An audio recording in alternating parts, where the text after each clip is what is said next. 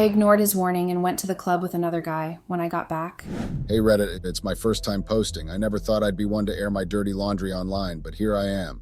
I need to get this off my chest, and maybe some of you can relate. Let me start by saying I've always been a strong advocate for feminism.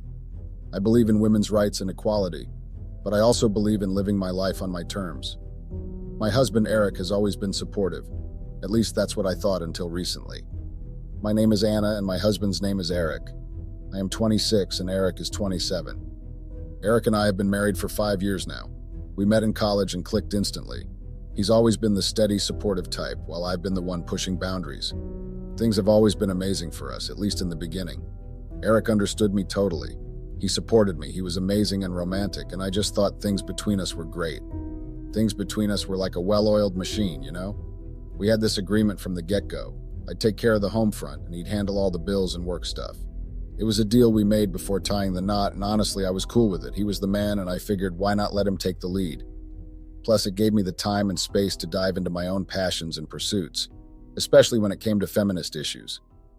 Even though I really didn't enjoy doing chores and taking care of the house, I sucked it up because I preferred it over getting a job. I tried my best, even though most of the time I knew I was just doing the bare minimum. Luckily, my husband was a sweetheart and didn't really care how much work I did around the house. He always came home and helped me out with whatever I hadn't gotten around to doing. He was so understanding of my beliefs and everything else, and he was also super romantic. He loved taking care of me and was always the more giving one in our relationship. I guess that's why I got so used to him and believed that he'd never leave, and that he'd always be the one putting in all the effort. Honestly, now that I think about it, I realize that I took my husband for granted, disrespected him, and also used my feminist beliefs solely when it benefited me. Even though my husband was spontaneous, romantic, and amazing to me, I still felt that he was quite boring. He was a homebody and not a party animal like me. I thrived on the excitement of nightlife, while Eric preferred quiet evenings at home with a good book or a movie.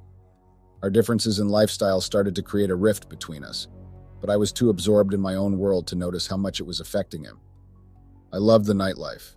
I loved getting drunk, partying with my friends, and dancing until my feet hurt. It was a release for me, an escape from the routine of daily life. I hated that Eric wasn't like that. He didn't enjoy the loud music, the crowds, or the wild atmosphere of clubs. I believed that anything that happened while at a party or club was fair game. It was my way of asserting my independence and living life on my terms. Eric would often stay home while I went out with my friends. I felt like he was holding me back, so I would go out, drink too much, and let loose. I convinced myself that it was all harmless fun, that I was just blowing off steam and there was nothing wrong with that. My friends would always encourage me, saying I deserved to have fun and enjoy my life. They would cheer me on as I danced with strangers and flirted with guys who showed me attention. I started to resent Eric for not wanting to join me. I thought he was being unreasonable, boring, and overly cautious. I began to see him as someone who didn't understand me or my need for excitement.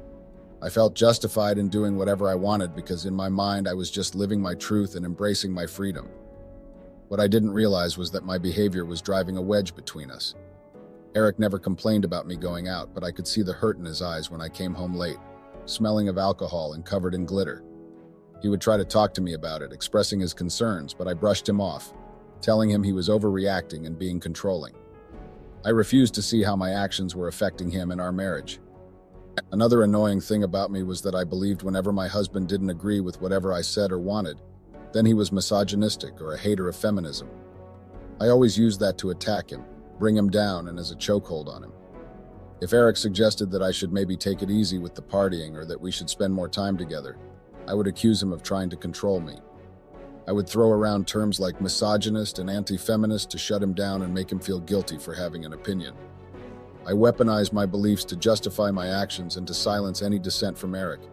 It was my way of maintaining control and avoiding any real accountability for my behavior. I never stopped to consider that maybe he had valid concerns or that he was genuinely hurt by my actions. I was too busy defending my right to do whatever I wanted to see how toxic and manipulative I had become.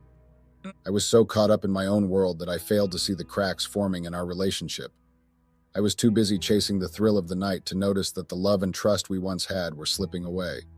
And then one night, everything changed. That night, my friends had invited me out to the club. I really wanted to go, so I even had to cancel date night with Eric just to join them. He was shocked and protested, reminding me how much he had been looking forward to our time together. But I shut him down, accusing him of being misogynistic for not wanting me to spend time with my friends. I framed it as him trying to control me and my choices. Eric, not wanting to escalate the situation, reluctantly let it be. However, when he saw that I was wearing a red dress that was extremely revealing, he protested again. He thought the dress was too provocative and suggested I should change into something more modest. His concern was genuine, but I took it as another attempt to control me. I was furious that he wanted me to change and saw it as a misogynistic and clear power move. I didn't want to be controlled, and I wasn't going to let him dictate what I could or couldn't wear. I started to argue with him, insisting that the dress wasn't too revealing. I stood my ground, though in hindsight I realized the dress was way too much for a night out. It left little to the imagination and attracted a lot of attention, which I now understand was inappropriate for a married woman. But at that moment, all I could see was his attempt to control me, and I wasn't going to let that happen. I told Eric that I wouldn't change and that his request was very misogynistic. I accused him of trying to control my life, making him feel guilty for simply voicing his concern. Our argument intensified, with both of us raising our voices. Eric tried to reason with me, but I was too stubborn and angry to listen. I was determined to wear what I wanted, and I wasn't going to let him change my mind. My friends arrived to pick me up during our heated argument. They honked the horn, signaling for me to come out. Without another word to Eric, I grabbed my purse and stormed out of the house and just left him standing there. He looked defeated and worried. I got into the car with my friends. I felt a mix of triumph and anger. I had won the argument, but at what cost? I didn't care at that moment. All I wanted was to have a good time and forget about the fight. Even as we drove away, I glanced back at the house and just saw Eric standing by the door, watching me leave. There was a look of sadness and resignation on his face that I ignored. I convinced myself that I was in the right, that he was the one with the problem, not me. Little did I know this night would change everything. When I got back home, my husband wasn't there. I called him multiple times, but he wouldn't pick up. I even sent him a message, but there was no reply. Feeling a mix of frustration and worry, I decided to go to bed, hoping he would come home soon and we could sort things out. The next morning, Eric was back. However, he was unusually quiet and distant with me. I was surprised because usually whatever happened the night before wouldn't get to him by the next day. He had always been supportive, almost to a fault, and was generally okay with whatever I wanted to do. But this time, something was different. He went about doing the chores, all the while maintaining a cold, detached demeanor. I could sense that something was seriously wrong. Then out of the blue, he told me that we would be renewing our lease. I was shocked because we had been planning to go house hunting soon. Our lease was ending at the end of the year, and we had already discussed not renewing it. Now all of a sudden, he wanted to extend it. I was stunned and demanded an explanation. Eric told me that something had come up and we would have to postpone our plans to buy a house. He was vague and refused to give me any more details, no matter how much I interrogated him. I tried to force the information out of him, but he remained tight-lipped. Frustrated and confused, I eventually gave up, hoping he would open up later. Then he dropped another bombshell. He told me that I would need to get a job. I was taken aback and demanded to know why. Eric calmly explained that if I wanted to be a feminist and be independent, then I should get an actual job and contribute to the family. He said that I was abusing feminism and that my behavior the previous night was totally disrespectful and out of line. He went on to say that he would no longer be paying all the bills by himself. From now on, we would be splitting everything 50-50, including the household chores. He wanted to make it clear that he wasn't going to tolerate being taken for granted any longer. I was stunned by his sudden assertiveness. This was not the Eric I knew. He had always been so accommodating, so willing to support me in everything I did. But now he was standing his ground, and it was clear that he was serious. His words cut deep, and I realized that I had pushed him too far. Feeling a mix of guilt, anger, and confusion, I didn't know what to say. I had always prided myself on being strong and independent, but now I was being called out for my hypocrisy. Eric's ultimatum forced me to confront my own behavior and the way I had been treating him, and I wasn't sure how to handle it. I just sat there trying to process everything while Eric continued to go about his chores. His expression was unreadable. I felt a mixture of anger and confusion. How could he expect me to give up my freedom and independence? How could he not see that I was just expressing myself and having fun? I resented him for not understanding me, for not supporting me the way he used to. I started to see him as someone trying to control me, to clip my wings. I didn't see it as a wake-up call or a chance to make things right. Instead, I saw it as punishment for being myself, for being a feminist who refused to conform to his expectations. I grudgingly started looking for a job, but every application felt like a betrayal of who I was. I landed a job at a restaurant through one of Eric's connections, but I hated it. I felt superior to the staff, thinking they were beneath me. I was rude and dismissive, and I know now that I was wrong. I blamed Eric for everything, convinced that he was punishing me for being feminist. I couldn't see that he was trying to save our relationship, to make us equals in every sense. I was blinded by my own stubbornness and arrogance, and it cost me dearly. I wish I could say that I learned from my mistakes, that I saw the value in working and contributing to our household. But I didn't. I continued to resent Eric, to believe that he was the one at fault. I didn't realize until much later how wrong I was, and by then it was too late. As time went on, my resentment towards Eric grew. I saw every request he made as an attempt to control me. When he asked me to help with chores, I saw it as him trying to put me in my place. When he suggested we save money, I saw it as him restricting my freedom. Our arguments started to become more frequent and intense. I would lash out at him, accusing him of being a misogynist and a hypocrite. I couldn't see that he was just trying to create a fair partnership where we both contributed equally and respected each other's opinions. Even when Eric tried to talk to me calmly and explain his perspective, I would shut him down. I didn't want to hear it. I was too wrapped up in my own anger and resentment to see the damage I was causing to our relationship. Looking back now, I realize how toxic my mindset was. I was so focused on being right and defending my feminist beliefs that I forgot about the most important thing, our love and partnership. But at the time, I couldn't see past my own ego. I continued to resent Eric, convinced that he was the one at fault. It wasn't until much later that I understood the true meaning of equality in a relationship. And by then, it was too late to salvage what we had. I started seeking the validation and attention that I wasn't receiving from him outside our home. I convinced myself that it was just harmless fun, but deep down I knew it was a way for me to act out my frustration and resentment towards him. As time went on, my behavior became more and more disrespectful towards my husband. I would make snide comments, ignore him, and even belittle him in front of our friends. I felt a sense of power in being able to hurt him with my words and actions, but at the same time I knew deep down that I was only hurting myself in our relationship. I never told him about the flirting and dancing because I knew it would hurt him deeply. I justified my actions by telling myself that it was better for him not to know. But in reality, I was just too afraid to face the consequences of my actions. I didn't want to confront the truth of how far I had let our relationship deteriorate. And so I continued to subtly resent my husband and cause problems in our marriage, even though I knew I was in the wrong. What made it even worse was the fact that my friends didn't bother to check in on me during this tough time. Instead, one of them went behind my back and spilled the beans to my husband about my past flirting and dancing with other guys. It was a real punch to the gut. I couldn't believe that someone I trusted would betray me like that. It made me question everything, from my friendships to my own actions. My husband confronted me about it. He wasn't having that. In his eyes, that was cheating, and it was like that was the final straw. He kicked me out. When he asked me about it, at first I denied everything. I refused to take responsibility for my actions, and blamed him for not meeting my needs. Even though deep down, I knew that I was the one at fault for allowing our relationship to reach this point. He said he wanted a divorce and that he had been thinking about it for a while, and finding out about this had just reinforced what he felt. After my husband kicked me out, I was left feeling lost and hurt. Leaving our home was a wake-up call for me. I had to face the consequences of my behavior and take a hard look at myself.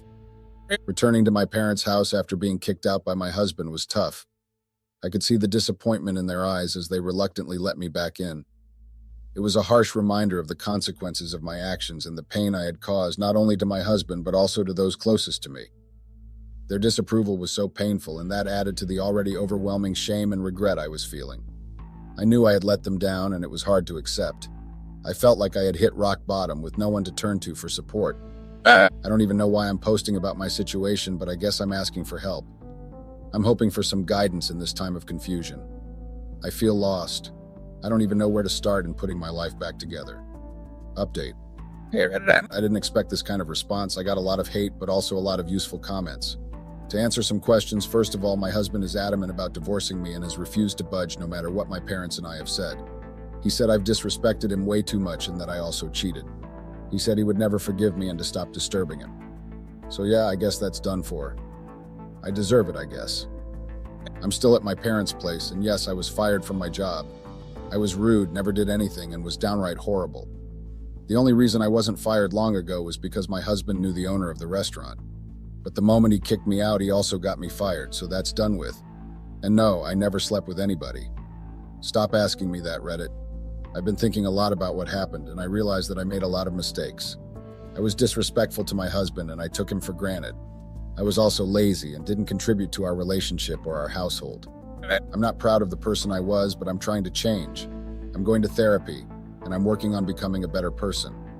I know it's going to take time, but I'm committed to making things right. I don't know if my husband will ever forgive me, but I hope he does. I love him, and I want to spend the rest of my life with him. I'm not going to give up on myself or my marriage. I know I can change, and I'm going to prove it to everyone. Thank you for reading. Update. Hey Reddit, I'm writing to give an update on my situation. As you know, I've been going through a lot lately. My marriage is ending, and I've had to cut off contact with my friends. The comments and even the direct messages have been very horrible. I guess I should have expected it, but it still hurts. To answer a commonly asked question, yes, I cut off my friends. I had to. They ruined my marriage. I played a part in that, but they still played a significant role. They tried to reach out to me, but I ignored them and then blocked them shortly after. Things have been pretty slow for a while. I've been job searching, but I haven't really found anything. I'm trying to stay positive, but it's hard. I'm updating because you all are asking for an update. The divorce is in the works, so I'll probably update after that. I know this is a lot to take in. I appreciate your support, no matter how small. Update. Hey Reddit, it's me again with an update on my situation. I promised to keep you all posted after the divorce was finalized, and here I am. Unfortunately, the divorce proceedings didn't go as well as I had hoped. Despite having separate finances and no joint debt, I didn't receive any alimony or property from my ex-spouse. We didn't have any children, so child support wasn't an issue. The divorce was finalized quite quickly, but I wasn't completely satisfied with the outcome. However, I understand that I have no choice but to accept the decision. My parents were also disappointed, but we all agree that fighting it further would be a waste of money. The job search has been a major challenge. My portfolio is weak, and I'm struggling to find employment. This has put a strain on my relationship with my parents, who have been hinting that I need to start paying rent. I understand their frustration, but I don't have any income at the moment to do so. The resentment and disrespect I harbored towards my husband festered and grew over time, and it poisoned our relationship from within. Every harsh word I ever said in anger, every glance of contempt, only made things worse between us. I couldn't see past my own hurt and anger to truly understand what was happening to us. Our walls went up, communication broke down. We stopped listening to each other, stopped trying to understand each other's perspectives. Instead of working through our issues together, we allowed them to drive us further apart. I took for granted what we had. I failed to see the value in the person who stood by my side through thick and thin. I let my pride, ego, and my selfishness dictate my actions, never considering the consequences of my words and actions. And in the end, it cost me the love of my life. Now, looking back with regret and sorrow, I see clearly the mistakes I made. I wish I had the chance to go back and do things differently, to show my husband the love and respect he deserved. But it's too late now. To anyone reading this, learn from my mistakes. Don't let resentment and disrespect poison your relationship. Communicate openly and honestly, with love and compassion. Cherish the person you love, and never take them for granted. Because once they're gone, all you'll be left with is regret. Things seem bleak right now, but I'm trying to stay positive. I'm grateful for the support of my family and friends, and I know that I'll eventually find a job and get back on my feet. I'm not giving up on myself, and I'm determined to rebuild my life. Hello, my friends at Reddit. How are all of you doing? It's been a while since I have used this platform. I love listening to other people's stories and possibly giving some advice when anyone wants that. That's the reason why I've been so in love with this platform. I love this non-judgmental community. Today, I don't have any advice for anyone. Instead, I want to share my story with all of you. It's quite strange how life turns out. I used to read people's stories here and used to think, does that even happen in real life? Turns out it does happen, and I'm a prime example of that. Well, anyway, here's the tea, guys. I'm 26 years old and my name is Molly. I'm a married woman. My husband is the same age as me and goes by the name Trevor. I've known Trevor since we were in college together. We got married around 2 years back. We both were young and thought that we had found the love of our life. My husband owns a security company and the business pays pretty well. We were financially quite solid. Trevor told me that it's up to me whether I want to work or not. I told him that I cannot sit idle and need something to do. That's why I became a freelance writer. Our marriage has been pretty perfect, if I may say so myself, until I went and ruined it myself. Here's how it began. So when I went to college, I met my roommate, Christy. I was an introverted and shy girl, whereas Christy was the life of the party wherever she went. She was full of energy and always gained the crowd's attention in just mere minutes. Even though we had opposite personalities, we clicked instantly and became friends from the start of college. She never liked to leave me alone and took me to most of the events with her. It was because of her that I became social as well. I was still not a very outgoing person, but still it was an improvement from my previous self. I met Trevor at one such party. I was there with Christy, who introduced me to Trevor and Dan, her classmates. Truth to be told, I didn't even notice Trevor at first. My entire attention was focused on Dan. Dan was totally my type. You know, a little bit silent, tall, and handsome. We chatted for a while at that party, and I thought we had a genuine connection. We really understood each other, and we talked like we have known each other forever. That night when I was lying in bed, I thought of Dan, giddy with the thought that I finally found a romantic connection. I was pretty sure he was going to ask me out sooner rather than later. We had an insane chemistry at the party, and I was pretty sure he felt it too. I had multiple assignments that whole week, so I didn't accompany Christy anywhere. Unlike her, I actually needed the academic validation. It was finally Saturday when I got done with all the assignments and thought that I would finally meet Dan again. When I returned to the dorm, Christy was already getting ready for a party near our campus. She asked me which outfit is the best, and I helped her with that. She told me that she's really excited because her crush was coming to the party. I couldn't stop smiling because I was pretty sure that Dan was coming to the party as well. I told her mine too, and we both started laughing. We didn't discuss who our crush was and thought that we'll just introduce ourselves at the party. She helped me get ready in a really cute outfit. We both were all dressed up, and after clicking a few selfies, we made our way to the party. Christy told me that she's going to go find her crush and then bring him so I could meet him. She left, and then I kept looking for Dan. I was pretty sure that he would attend this party, but I still couldn't locate him anymore. After half an hour, Christy came back to me with her crush. I was really happy for my friend, but then I got the shock of my life when she came back with Dan. Dan was her crush. I had thought that we genuinely had a connection between us, but I was so wrong. It was clear that Christy's interest in him was reciprocated. He kept looking at her like she was the only girl in the room. She asked me where my guy was. I couldn't tell Christy that we both had a crush on the same guy. I was not that type of girl who would fight with her friend over a guy. So I just shrugged and told her that he hadn't come. She pouted but quickly let it go. Since Dan and I were already introduced, we didn't need that. We all talked for a bit, and then I excused myself and went to get a drink. It was then where I met Trevor. I had already let go Dan. We didn't have much going on anyways. We only met once. It was easier to forget about him. Trevor was kind and friendly to me. We talked a lot that night. I had a few drinks, so he also offered to drop me back to my dorm since Christy has already left with Dan. I felt like a fool for thinking that Dan was interested in me. He was just talking to me out of politeness because he was interested in my best friend. I didn't want to feel like a fool, so I just decided that it's best to forget about him and move on. Trevor was quite nice to me. When he dropped me at my dorm, I told him thank you and kissed him on the cheek. He asked for my number and we started texting after that. We texted quite a lot after that and soon got in a relationship after a few dates. While this was going on in my life, Christy and Dan also got serious with each other. Few times Christy suggested that we go on a double date, but I was just not interested. I didn't think that meeting Dan was a good idea, but Christy was quite adamant about it. We finally went to that double date. Even though I was happy with Trevor, I couldn't shake away the crush I felt for Dan. I still felt drawn to him. If he asked me something, I would get shy.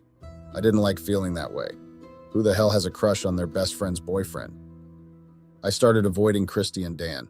Trevor didn't seem to mind it at all. Even though me and Christy were still friends, we weren't stuck to the hip then.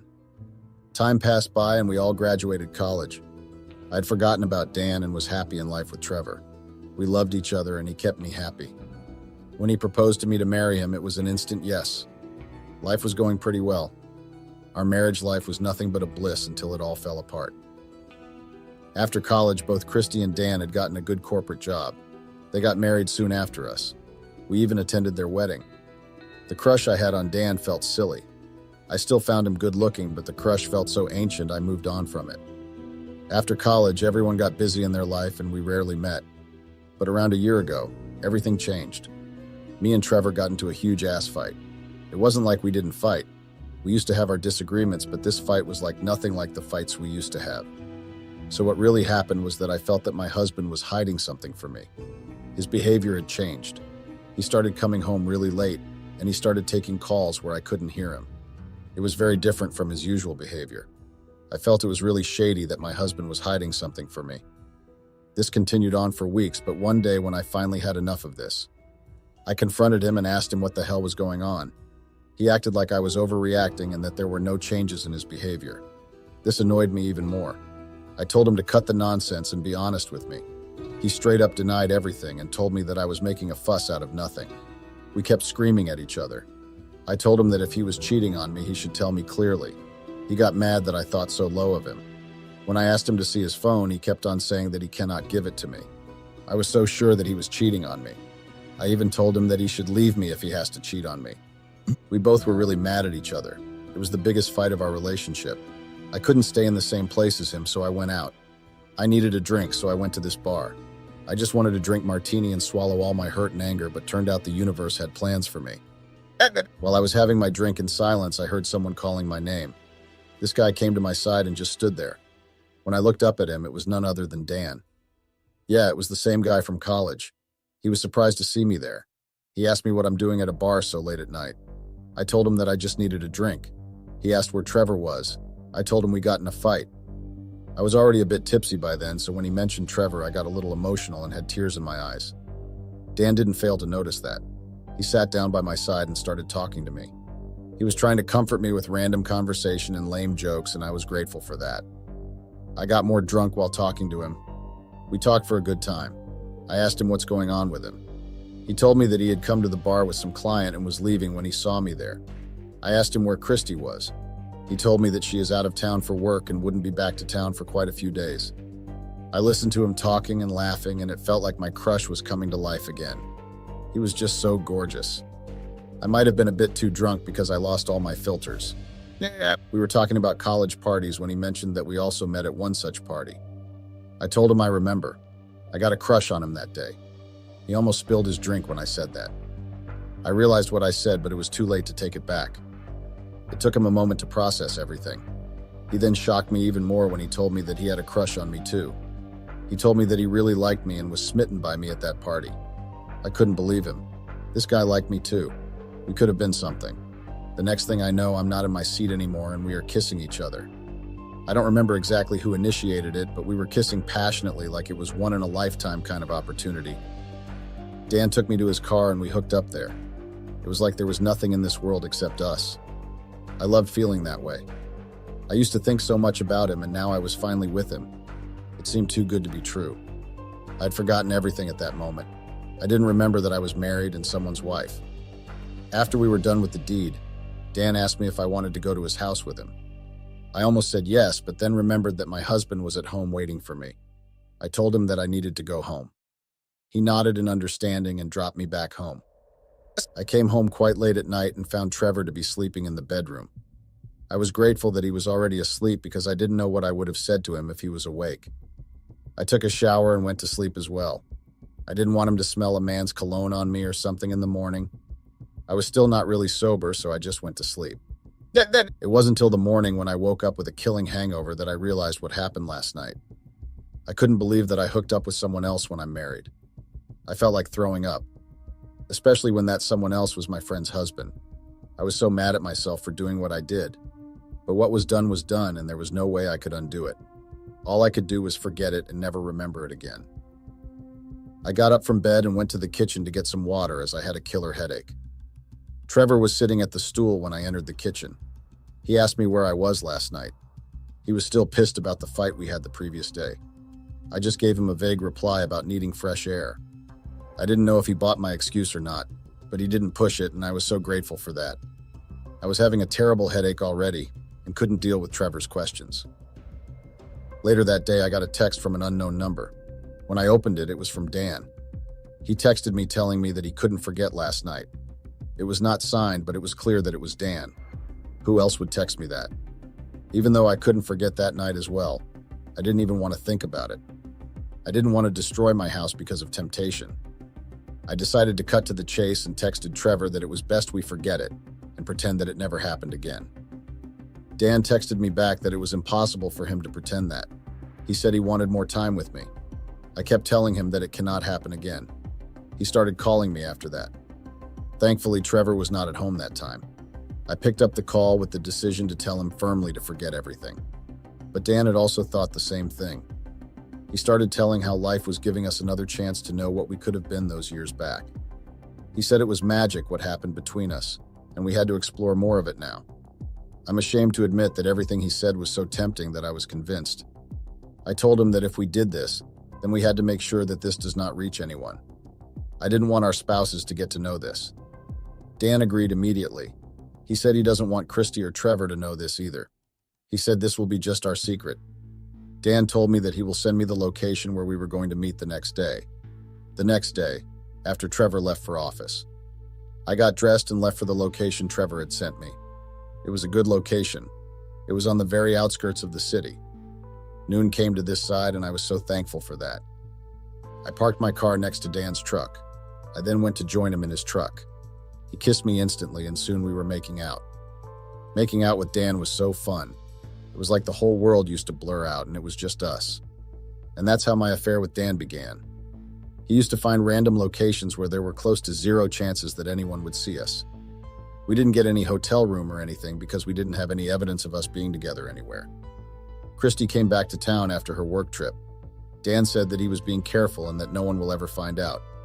He used to pick timings for us to meet when both Trevor and Christy were busy in their offices. I had thought that we will just continue to do this till we'll get this out of our system, and then just forget everything, but it was easier said than done. Every time I thought of putting an end to this, Dan would just say that he needs a bit more time, and then would give me a kiss, which made me feel like I needed more time too. We gave ourselves an ultimatum of 6 months. We had decided that we'll do all of this either in 6 months or even before that.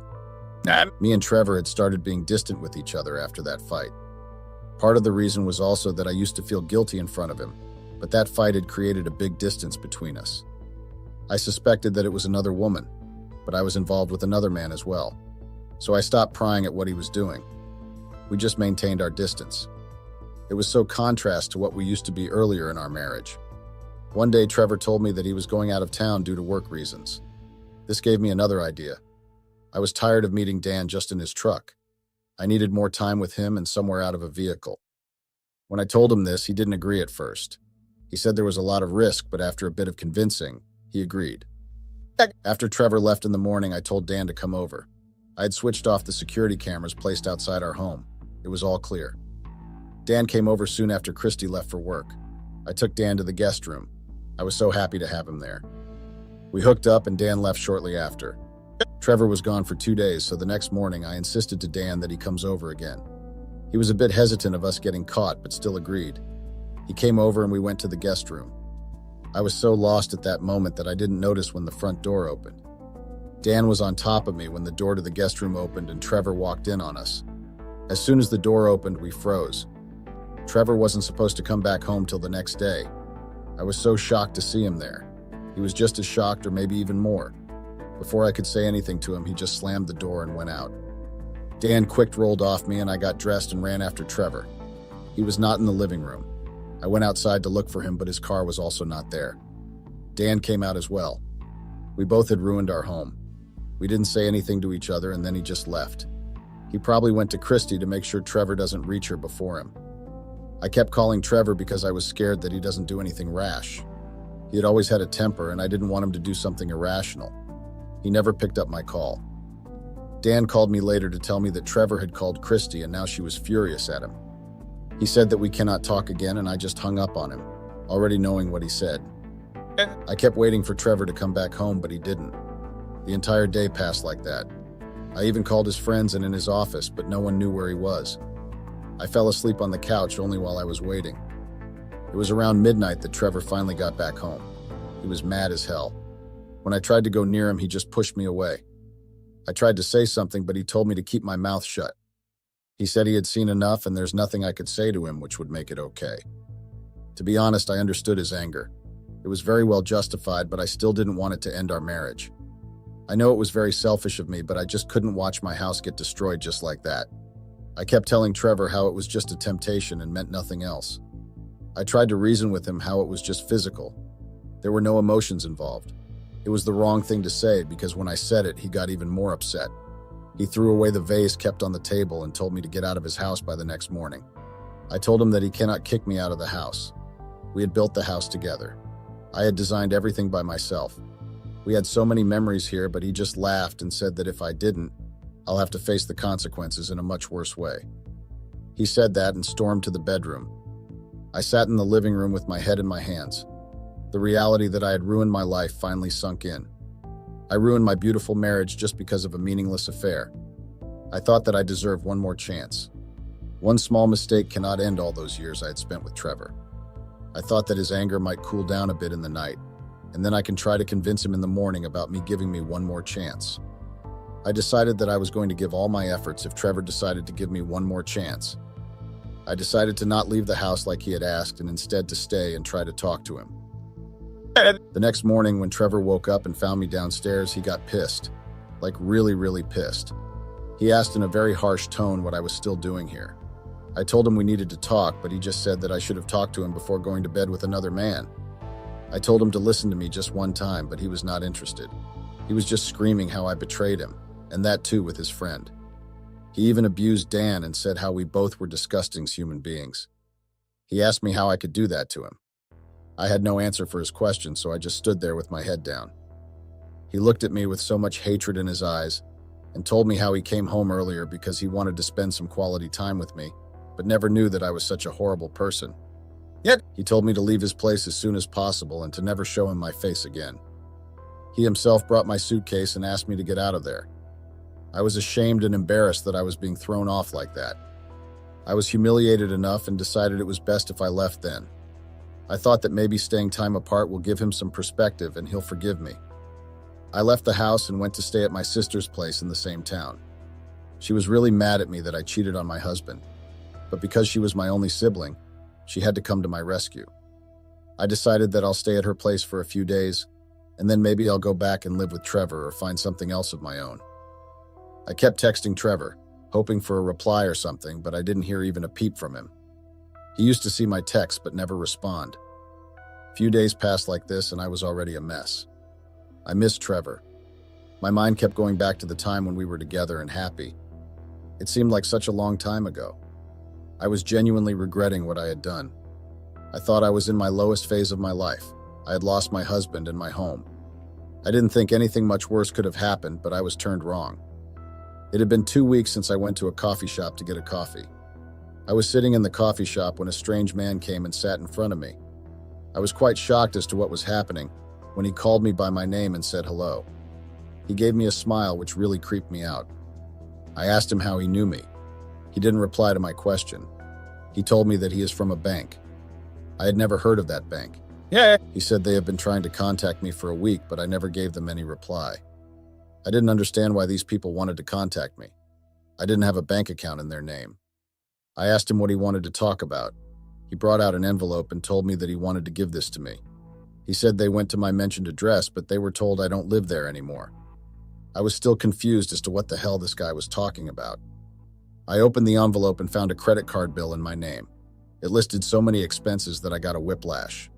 The total amount was $50,000. I told this guy that it was a mistake, and they must be looking for someone else because it cannot be me. I told him that I didn't have a bank account in their bank. He looked at me like I was kidding. He said he was not mistaken and showed me my bank details. There was an account in my name with all my IDs. IDs I didn't bring with me and were still at home with Trevor. The bank guy continued telling me that they would have emailed me or texted me a message, but the email address was not in use anymore, and the phone number given wasn't in service anymore either. I was baffled with everything that was happening. How can I get a debt of $50,000 without even spending anything? I told him that I'll get back to him. He told me that I had a month to pay the entire amount. He just wanted to deliver the bill in person. I knew I wanted answers, and the only person who could give them to me was Trevor. I called a cab and went to the house. Trevor was not there, and the main gate was locked up. I had to find him somehow, so I went to his office, but he wasn't even there. I asked everyone where he was, but no one really knew. I kept calling Trevor, but he didn't pick up. It was almost evening, so I went back to my sister's place. I took out my laptop and researched more about the bank. Turns out it was one of those banks where you can easily open an account with basic documents. I went through their policies and saw that they were very strict with their policies about debt, just like most banks. They didn't even have that installment system. It meant that I had to deposit the entire amount in just one go, and that too in just 1 month. Trevor had to explain this to me. I kept calling him and leaving texts, but I got nothing but silence. I decided to go to the house the next day, and in the early morning before Trevor goes anywhere. I didn't have this much amount with me. How the hell was I supposed to pay this amount? The next morning I left for home and Trevor was in the house only. I asked him what the hell was going on. He asked me why I came back here. I told him to first tell me why there was a debt of $50,000 on my name, and that too from a bank whose name I had never heard of. When he heard this, he finally smiled like he had gotten something he wanted. He said that it took them quite long to figure out my location. I looked at him with confusion. He just shrugged and started telling me that I should be more careful. Identity theft is getting quite serious these days. I told him to not feed me that nonsense. All my IDs and documents were kept here only. How could someone use them to open a bank account in my name? He smiled and said that maybe I gave it to them. I was shocked to hear this. My husband had given my identity to criminals. I asked him why he would do that and why did he even know people like that. He said that I was forgetting that owns a security company, which meant that he knew all kinds of people. He asked me if I remembered when I was doubting him and thinking that he was having an affair because he was always on his phone or in his office. It was because he was tracking these group of cyber criminals who were stealing people's IDs and committing financial frauds with them. I was still processing everything when Trevor continued telling me that when he saw me with Dan, he knew he wanted to see me suffer, and that's when he contacted them and gave them all my IDs. I asked him what he would get out of this. Why was he being like this? He got angry as he remembered something and then said that I betrayed him and broke his trust. He said I deserved it for hurting him like that. He kept telling me how he wanted to build a complete life of luxuries for me, but I gave up everything for just a meaningless affair. The anger and hurt in his voice were so evident that I couldn't stop crying. He told me that I should not waste my crocodile tears. It does nothing to him. He told me that I should get out and never try to contact him again. I was just leaving the house when he told me that I should keep checking my bank account statements. I thought that was a very specific and weird thing to say.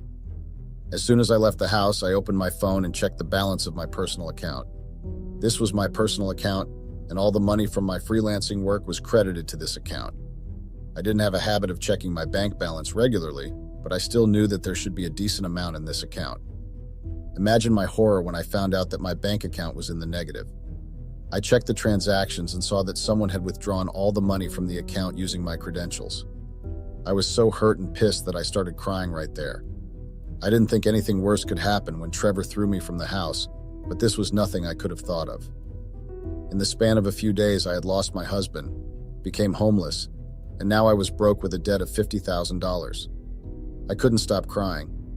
I had no effing clue what I was going to do.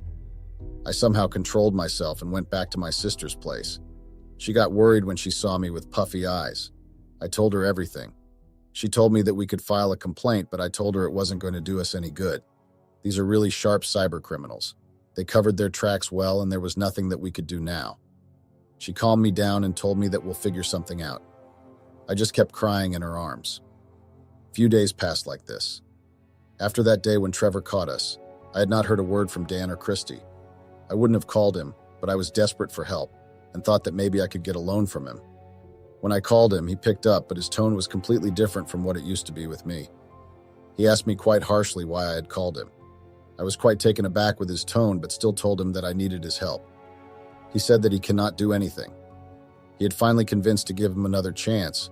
She had forgiven him, but if she found out that he talked with me, she was going to lose her mind. She told me that I should not call him again, or he will block me. The guy who convinced me to have an affair with me was telling me that he was going to block my number.